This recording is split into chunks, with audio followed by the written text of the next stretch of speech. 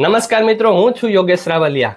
ચૂંટણીની ડ્યુટી એટલે જવાબદારીનું કામ, પણ તમારી પાસે જો સાચી માહિતી હોય તો આ કામ સાવ સરળ બની જાય છે।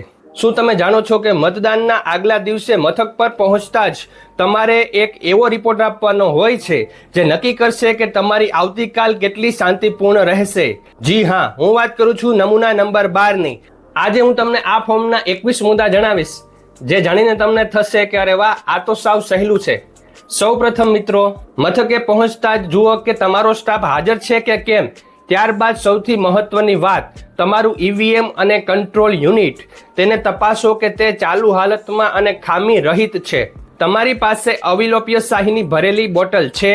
આ ચેક કરી લેવાથી તમારી અડધી ચિંતા દૂર થઈ જશે। મતદાર યાદીની નકલો, તેના ભાગ નંબર અને પાના નંબર બરાબર છે કે નહીં તેની ખાતરી કરી લેવી એ એક સ્માર્ટ અધિકારીની ઓળખ છે। હવે વાત આવે છે મતપત્રોની। કુલ મતપત્રોની સંખ્યા, અનુક્રમ નંબર અને શું કોઈ ડુપ્લિકેટ નંબર તો નથી ને? આ બધું જ તમારે પોતે જ ચેક કરવાનું છે। પોઝિટિવ વાત એ છે કે જો તમે આજે જ આ બધું જોઈ લેશો તો મતદાનના દિવસે સવારે તમારે કોઈ દોડધામ નહીં કરવી પડે।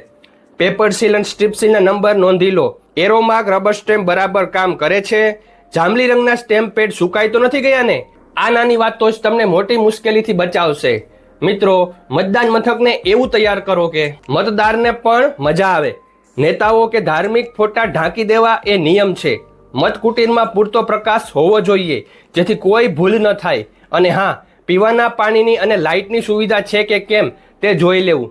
આ 21 મુદ્દાઓ માત્ર ફોર્મ નથી, પણ તમારી આવતીકાલની સફળતાનું લિસ્ટ છે। જ્યારે તમે આ બધું ચેક કરી લો ત્યારે પ્રમુખ અધિકારી તરીકે ગર્વથી સહી કરો।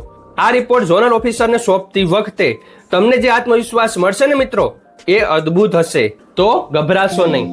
આ ચેકલિસ્ટ તમને ટેલિગ્રામ ચેનલ પર મળી જશે। ટેલિગ્રામ ચેનલની લિંક ડિસ્ક્રિપ્શનમાં છે, જ્યાં 4600 થી પણ વધારે સરકારી કર્મચારીઓ જોડાયેલા છે। તમે પણ જોડાવ અને નવા અપડેટ્સ મેળવતા રહો। Thank you very much. જય શ્રી કૃષ્ણ।